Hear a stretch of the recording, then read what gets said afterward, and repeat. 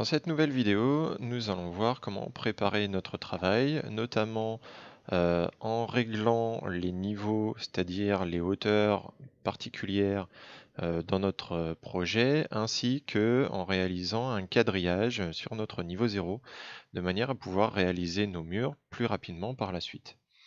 Donc déjà, on voit dans l'arborescence que par défaut, on a un niveau 0, un niveau 1 et un niveau 2. Alors pour régler les niveaux, on va se rendre dans une des vues d'élévation qui sont créées également par défaut. Donc par exemple, on va prendre la première, l'élévation Est, et on va zoomer un petit peu pour voir justement les niveaux qui sont proposés. Donc on voit qu'on a 3 niveaux ici, correspondant aux 3 plans d'étage qu'on a.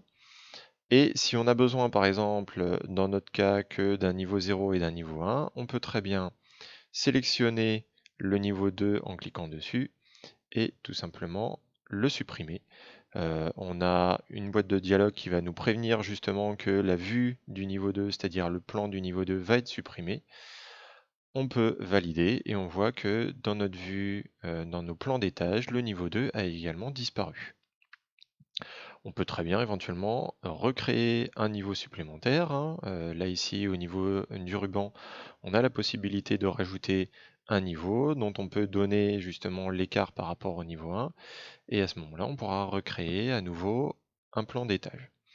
Donc dans notre cas, si on veut modifier la hauteur à laquelle se situe notre niveau 1 et lui dire qu'au lieu de 3 mètres, il doit se situer à 2,70 m, il suffit de renseigner la hauteur du niveau 1, de valider en appuyant sur Entrée, et notre niveau 1, c'est-à-dire l'étage appelé niveau 1, se situera à 2,70 m du niveau 0.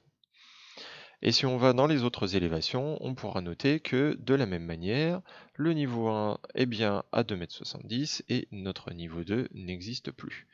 Donc ces modifications se retrouvent bien sur absolument toutes les vues du projet.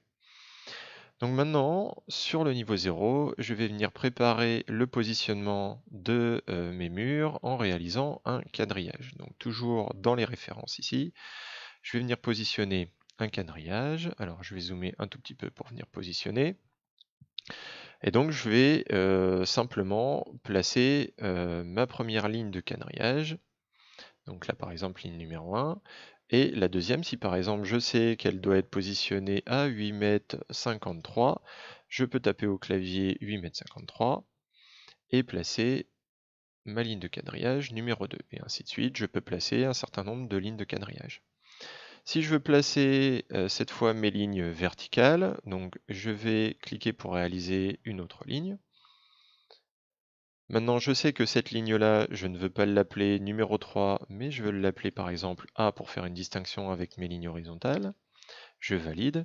Et lorsque je vais vouloir réaliser ma deuxième ligne qui est par exemple à 12,47 m, je vais cette fois venir placer une ligne qui va s'appeler B, puisque Revit a bien compris qu'il fallait changer non plus numéroter, mais être dans l'ordre alphabétique.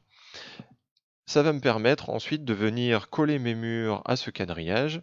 D'accord, donc ça peut être par exemple le positionnement de l'axe de mes murs, ou du nu fini extérieur, ou du nu fini intérieur par exemple. Et ça on le verra dans la vidéo concernant la création des murs.